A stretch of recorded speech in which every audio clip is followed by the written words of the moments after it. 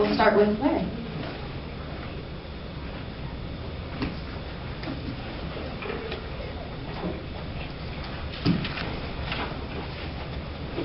Well, good afternoon. My name is Larrie Fraley, and I'm one of the pastors at Christ Church in the Valley. We're a church up in the northwest part of town. And I've been there for 10 years on staff. I've been with the church since we started back in 1982. And so actually with the senior pastor there, Dr. Don Wilson, even before we started the church. But my role there right now, and has been for the last several years, is the mobilization pastor. What's that mean? Well, that means I am responsible for missions, for new church plants, for prayer, and for any kind of city initiative. And so that's my job there. I'm blessed to have a great staff of one. Shri lots of and so Shri and I partner with our responsibilities along with about 150 volunteers. And so we're well aware of what it's like working with volunteers. And so my role here today is to explain a new initiative that we started. Actually, it started a couple of months ago, and just as of about a couple of weeks ago, we are in the process of the nonprofit filing process, and we should be up and running here shortly. The name of the organization is Stop Child Rape for Profit, and it's doing business as Street Rape. So you'll see the logo and the brand, if you will, of Street Rape. We got involved with this whole movement several months ago when, as a church, we were trying to decide what can we do in our community to actually make a serious impact on some social issue.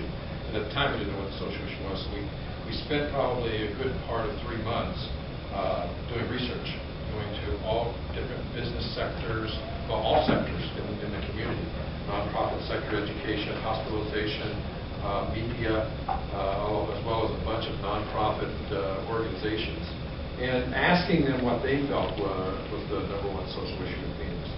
And of course, we got a whole laundry list of issues. Most of them, of course, what they're involved in or what they personally feel. But it was good data.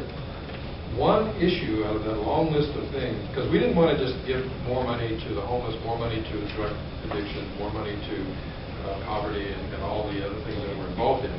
We wanted to actually make an impact. We wanted to stop something. And so one thing that stood out on that list was this whole area of child prostitution. And that's what we called it then. We that are in the middle of putting this together really don't use that term anymore. We usually refer to it as child rape. And so we feel that's a much stronger word and group of words that will describe exactly what's happening. And so because we found out there's 300 or so children involved in this at any one time, we felt as a church we could probably stop that. And that led into a whole bunch of research and education, which has been extremely educational. It's been emotional. Some of the stuff we have uncovered has just been, stuff that you just kind of lay awake at night. And at every point in a person's life, when they really come upon that moment of truth, that one thing that says, this is it. This is the thing that's going to compel me to pursue this. Happened to me during a television show by Oprah. And I'm not an Oprah fan, but my wife said, hey, she knew who I was working on. She said, hey, she's doing some kind of episode on that. So I said, well, let's watch it. And so we did watch it, and I did tape it, actually. And so here's Oprah opening her long episode thing. And her deal that day was on child pornography. And so I don't know how many of you saw that episode. Good. But the thing that stood out to me was how it opened.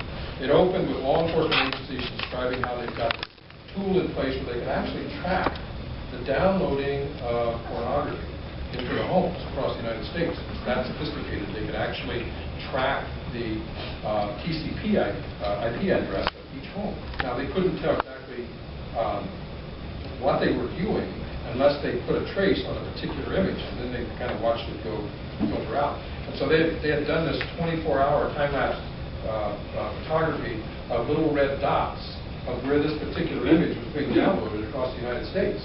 And in this particular case, there's a guy in Washington. I'm going to get pretty graphic here, so please forgive me, but I don't know how else to get this across.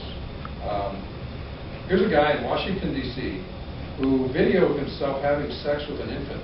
He videoed himself with the blood and the screams of the infant crying, and filmed it and put it on the video on the internet for people to download for a profit.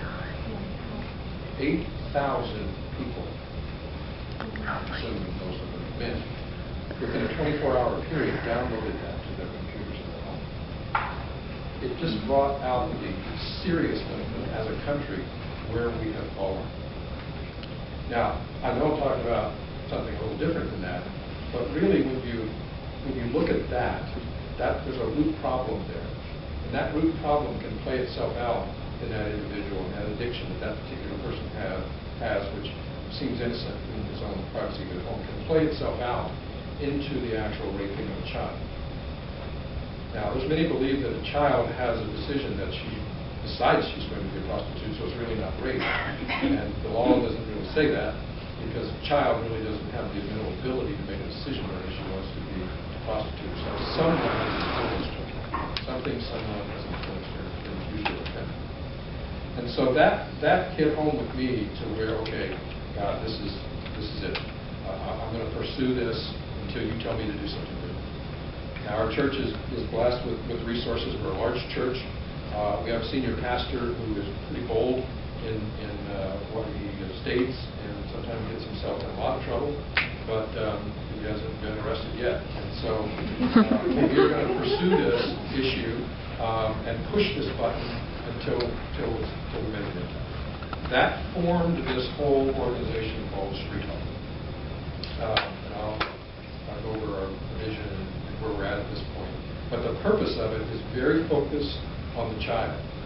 It's not the abused adult, the sexually abused adult. It's not even the sexually abused child. It is the child who is involved in prostitution. Now, I know that's narrow, and many of you here have much a broader scope, but we've chosen to attack that problem. And when we attack that problem, if it expands to more than that, fine. But right now we have the whole child prostitution issue squarely in our crosshairs, and are not going to be, we're not going to move from that unless we find some compelling reason to move. But at this point, we've got enough traction and momentum going that I think we will stay squarely focused.